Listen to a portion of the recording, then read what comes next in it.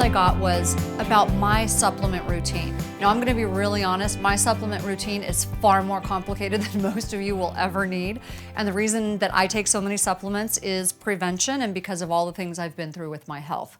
So I'm not going to go into everything I take, but I will tell you the basics that I recommend for everyone and a couple of the extra things that I take and why they might be good for many of you. So the basics always are going to be a multivitamin. You want a really good multivitamin that contains most of the things you're going to need so you don't have to take a ton of supplements.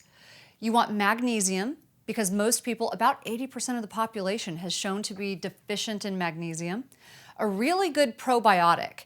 So probiotics are going to give you those good bacteria in your gut. So funny story, my daughter takes probiotics and I was trying to explain to her, she kept asking me, what are these for? What are these for? I don't understand why I have to take these supplements. So I was telling her about probiotics and how they, help to increase the good bacteria in your gut. And she's looking at me like I'm crazy. She had no idea what I was saying. She was really young. And so I said, okay, so let me explain. You have bugs in your gut. Of course, this freaked her out. She's a little girl. She starts squealing. I'm like, no, work with me here. They're like pets. It's so important. I want you to think of them like pets. In fact, why don't we name them? So we ended up naming them Biff and Lacey. And I said, now you got to feed these pets every day. But more than just feeding them, what happens to your kitty if you give him something really bad for him? You'll make him sick. Well, the same thing happens if you eat the wrong things, you take the wrong things, you're going to make those pets in your tummy sick. And those pets are so important because in this case, your pets are not just something you take care of, your pets take care of you. They do so many important things in your body. So that's why probiotics are so important. Turns out they're not only important for gut health and immunity, they're really important for immunity, they're important for brain health. So you really want to be paying attention, get a really good probiotic. The next thing is vitamin D. So everybody should get their vitamin D level checked. I always believe, we always say it's one of our principles. You need to know your important numbers. You can't change what you don't know. And you really want to know vitamin D because most people are low. We have people who will tell us, well, I take vitamin D. It's in my multivitamin. I take 1,000 units a day. And they'll get checked, and literally some people that we work with, they have a vitamin D level of like 19. That's like scary low. So I like liquid vitamin D, and I especially like it for my daughter. For kids, it's great to have liquid vitamin D. It absorbs really well. So that is the next supplement that I recommend for everyone. And the fifth one of the basic supplements that I recommend is omega-3 fatty acids. So fish oil, you need fish oil.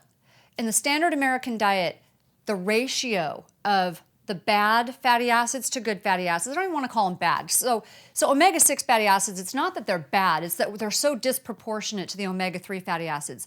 They should be 2 or 3 to 1. That's the ratio that they should be. And so let's say our hunter-gatherer ancestors, that's what it was for them. It was about 2 or 3 to 1. Well, because of the standard American diet and all the cheap oils that we use and all the sugar and things like that, our ratio now is sometimes 20 to 1. That's like actually pretty average for what we see here. So you want to take a good fish oil to help improve that average, and you want to cut back on those processed foods. So make sure that your meat is grass-fed, your eggs are cage-free, things like that that are going to really help to improve that ratio as well. So now let's talk about some of the less common supplements that can be really helpful, especially for women. So ferritin is one of those. Now, I am low in iron, and a lot of women are low in iron, and you want to get these numbers checked. And ferritin is what I take to really help boost my iron numbers. Interestingly enough, it's like the Lazarus effect for some people. If you are low in that number, you're going to feel awful. You're going to be tired, fatigued. But if you take just a little bit of ferritin, you can just bounce right back. It's really interesting how that happens. So that's why we always recommend you know these numbers. Another one that I take, and part of this is because of my health history, although it benefits almost everybody, is CoQ10, so coenzyme Q10. That one is really good for your heart health. And many of the drugs and things that we take today in our society deplete not only magnesium, but coenzyme Q10. So I take coenzyme Q10. It really helps to settle down my heart rate, keeps your heart healthy. But in addition to that, coenzyme Q10 is really necessary in the formation of what we call ATP. So your mitochondria, these little cells in your body that are responsible for forming energy, and they form energy in the form of ATP, they need CoQ10, they need coenzyme Q10 to get that process done.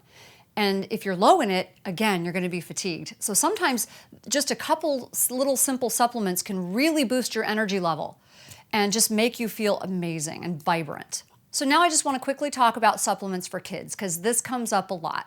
So the number one question is, what do you give kids? The second question, how do you give it to kids? So I've been giving my daughter supplements since she was, a baby, since she was an infant. The doses might change, but really what I give her doesn't change. So I give her a really good multivitamin. I give her a probiotic, just like I would take a probiotic myself, but I give it to her in a powdered form. So I give her Culturelle. There's a couple that are really good ones, but Culturelle has no flavor, has no smell. You can put it in milk. It's great. Of course, I use almond milk. I don't use cow milk. Liquid vitamin D, same reason. You can put it on top of anything or in anything, and it has no flavor, no smell. So let's talk about the multivitamin and the fish oil for a minute, because those are the two things that most people struggle with getting their kids to take. So you can either get a really good chewable. The problem with most chewable vitamins, they're filled with sugar. Now that sort of defeats the purpose, don't you think? You're trying to give your kids something healthy and you're giving them a ton of sugar at the same time. There are some that are not filled with sugar, and you want to pay attention to that. The other tricky one is fish oil. So for obvious reasons, kids can't swallow these big fish oil pills when they're really young, but it tastes funny in liquid form. It smells funny, it tastes funny, you can't get them to take it. But there is one form that's actually easy for them to take. It's made in a pudding. So an orange pudding, and it's called Core Omega. It comes in little foil packs so you can travel with it. It's very simple. Doesn't taste bad at all, doesn't leave a fishy taste or flavor or odor, nothing like that. Because one of the problems is fish oil can have an aftertaste. So that's what I do for my daughter. Figure out what works for your child. You can put it in a really tasty treat until they can swallow pills. So I would be really happy if some of you have a great supplement routine. Maybe you can leave it at the bottom. Let us know what you do, because it's really helpful to the rest of the community. Thank you.